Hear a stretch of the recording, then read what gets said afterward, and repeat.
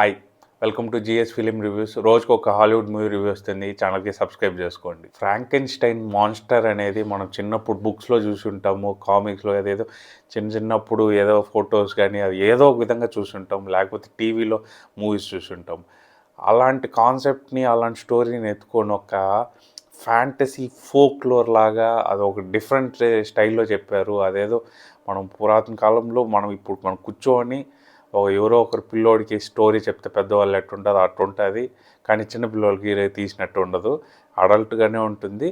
కానీ అదొక మీరేదో స్టోరీ చెప్తుంటే విన్నట్టు ఉంటుంది. అసలు ఈ మూవీలో ఒక సైంటిస్ట్ వచ్చేసి తను యాక్చువల్గా చనిపోయిన బాడీస్ని ఎత్తుకొని వాటికి ప్రాణం పోయచ్చు అనేసి ట్రై చేస్తూ ఉంటాడు.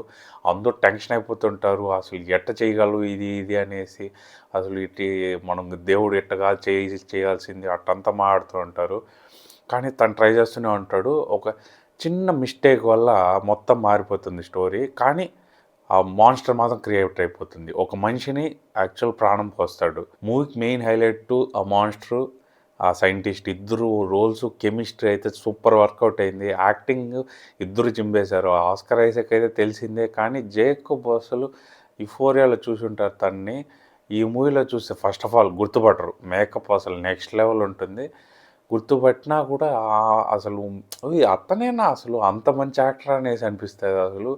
ఇంకా ఆ రోల్ పర్ఫెక్ట్ సూట్ అయ్యేట్టు పెద్ద అసలు పిచ్చ హైట్ ఉంటాడు. అది చూస్తేనే మనం భయపడే ఫీల్ ఉంటాడు, అంత హైట్ ఉంటా. ఆ మేకప్కి సూపర్ వర్క్ అవుతుంది ఈ సినిమాలో మొత్తం. ఇంకా హారర్ సినిమాస్ లైన్గా చేస్తూ వస్తుంది మియా గాత్. తనైతే ఇంకా ఒక 2 minutes ఒక రోల్ ఉంటుంది అనమాట. మీరు గుర్తుపట్టరు. జస్ట్ చిన్న మేకప్ చేంజ్ ఉంటుంది, మనం గుర్తుపట్టం అసలు. తనేనా అనిపిస్తుంది, కానీ తన కాదులే అనిపిస్తుంది మళ్ళీ. కానీ యాక్చువల్గా అసలు డ్యూయల్ రోల్ లాగా, కానీ చెప్పలేదు బయట కూడా అది డ్యూయల్ రోల్ అని. సింగిల్ రోలే, కానీ జస్ట్ 2 minutes అటు గ్లిమ్స్ వస్తుంది ఇంకో రోలు. అది మనం గుర్తు కూడా పట్టము. అసలు తను ఈజీగా చేసింది. అసలు తనకు మామూలు అయిపోయింది హారర్ మూవీస్లో చేయడము. తనకి మాన్స్టర్కి ఉన్న సీన్స్ మాత్రం చాలా బాగా వర్క్ అయింది ఎమోషనల్గా. అసలు ఎమోషనల్స్ సీన్స్ వాళ్ళిద్దరే మ్యాక్సిమం.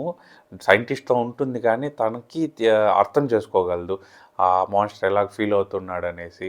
కాబట్టి ఆ సీన్స్ కొంచెం బాగా ఇంపాక్ట్ఫుల్గా ఉంటుంది. కొన్ని సీన్స్ హారర్ వైబ్ ఉంటుంది. ఫస్ట్ 10 minutes అయితే నాకు చాలా బాగా నచ్చింది. ఒక ఐస్లో ఒక షిప్ ఇరుక్కొని అప్పుడు సైంటిస్ట్ తరుముకుంటూ ఫ్రాంకెన్‌స్టైన్ మాన్స్టర్ వచ్చేది. అసలు ఆ 10 minutes సెటప్ మాత్రం చాలా బాగా వర్క్ అయ్యింది అసలు. ఇంకా ఆర్ట్ డిజైను, సెట్ డిజైను అసలు అన్నీ ఎంత మెచ్చుకున్నా తక్కువే.